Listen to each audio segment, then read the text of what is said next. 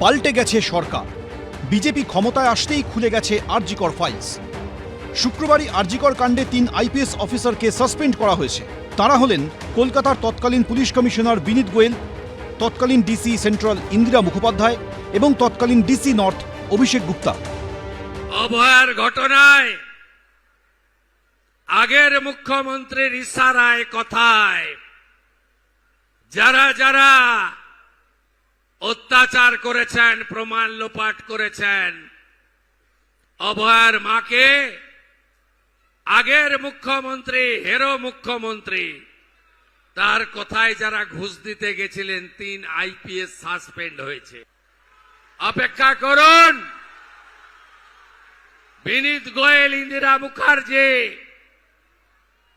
আর অভিষেক গুপ্তাদের call record আর chart যখন তদন্তকারীরা পাবেন এবং সামনে আনবেন, সেদিন দেখতে পাবেন আগের সরকারের কুকীর্তি, আগের সরকারের মাথারা কত দূর পর্যন্ত নিচে নেমেছেন।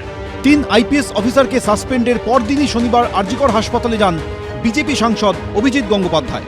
ঘুরে দেখেন সেই ঘটনাস্থল যেখানে 2024-এর 9 আগস্ট নারকীয় ঘটনা ঘটেছিল। এরপরই তরুণী চিকিৎসককে ধর্ষণ ও খুনের ঘটনায় সিবিআই এর তদন্তকারী এক অফিসারের ভূমিকা নিয়ে ইঙ্গিতপূর্ণ মন্তব্য করেন বিজেপি সাংসদ অভিজিৎ গঙ্গোপাধ্যায়। যে অভয়ার মৃত্যুর তদন্ত নতুন করে শুরু হয়েছে, সিবিআই আবার যে কোনো লোককে ডেকে জিজ্ঞাসা করতে পারে। সীমা পাহুজা যিনি দায়িত্বে ছিলেন, তিনি আজ পর্যন্ত যেটা করেননি সেটা আমি ভিডিও করলাম এইমাত্র। একটা ঘর যেটা কোনোদিন খোলা হয়নি, যার ভেতরে এমন কিছু জিনিস আছে, ব্লেড, রক্তমাখা গ্লাভস, এগুলো থাকার কথা নয়। অভয়ার হত্যাকাণ্ড এবং ধর্ষণের ঘটনাস্থল পরিদর্শন করলেন অভিজিৎ গঙ্গোপাধ্যায়। তিনি সরাসরি অভিযোগ করলেন যে সিবিআইয়ের যে তদন্তকারী অফিসার তাকে এবং এই যে নতুন তদন্ত হচ্ছে তাকে যুক্ত করা হোক। সীমা পাহুজার বিরুদ্ধে অভিযোগ করছি এবং সীমা পাহুজাকে একজন অ্যাকিউজড হিসেবে এই মামলায় জড়তে হবে। যে ফাইল খোলা হচ্ছে, যে ফাইলের খোলার কথা মুখ্যমন্ত্রী শুভেন্দু অধিকারী বলছেন, সেই ফাইল খুলে ওনাকেও অ্যাকিউজ হিসেবে তদন্ত করা হোক। নিঃসন্দেহে উনি করেননি কেন? এগুলো তো অত্যন্ত স্বাভাবিক কাজ। এটা করেননি কেন উনি? আপনি বলতে চাইছেন উনিও ট্যাম্পারিংয়ে যুক্ত, সাপ্রেশনে?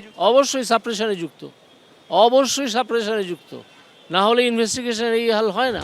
2024 সালের 9 আগস্ট আরজিকর মেডিকেল কলেজে কর্তব্যরত অবস্থায় তরুণী চিকিৎসককে ধর্ষণ, খুন, যে ঘটনা নাড়িয়ে দিয়েছিল রাজ্য, দেশ, গোটা বিশ্বকে। প্রতিবাদের আগুন দ্বিগুণ হয়ে ছড়িয়ে পড়েছিল। হাইকোর্টের নির্দেশে তদন্তভার নেয় সিবিআই। তদন্তকারী দলে ছিলেন সিবিআই এর অতিরিক্ত পুলিশ সুপার সীমা পাহুজা, যিনি উত্তরপ্রদেশের হাথরাস ধর্ষণ কাণ্ডের তদন্ত করেছিলেন। এবার তিনি বিজেপি সাংসদের নিশানায়। সীমা পাহুজা কি করছিলেন এতদিন ধরে এবং কার দ্বারা ইনফ্লুয়েন্স ছিলেন সেটা জানা দরকার। প্রথম কথা, আমি সমগ্র সিবিআইকে দোষ দেবো না, আমি সীমা পাহুজাকেই দোষ দেবো। ফাইল যখন খোলা হয়েছে, আমাদের কাছে যা তথ্য আছে সব আমরা আমাদের মুখ্যমন্ত্রী শুভেন্দুদাকে দেব। স্বস্তি সেদিনই পাবো যেদিন ওই মমতা ব্যানার্জি জেলে যাবেন। পিসি ভাইবো, মমতা ব্যানার্জির নির্দেশেই এরা সব করেছিল। আগামী দিনে এই তদন্ত কোন দিকে মোড় নেয় সেদিকেই নজর রয়েছে সবার। ঝিলম করঞ্জাই, শিবাশিস মৌলিক, এবিপি আনন্দ, কলকাতা। এবিপি আনন্দ, এগিয়ে থাকে, এগিয়ে রাখে।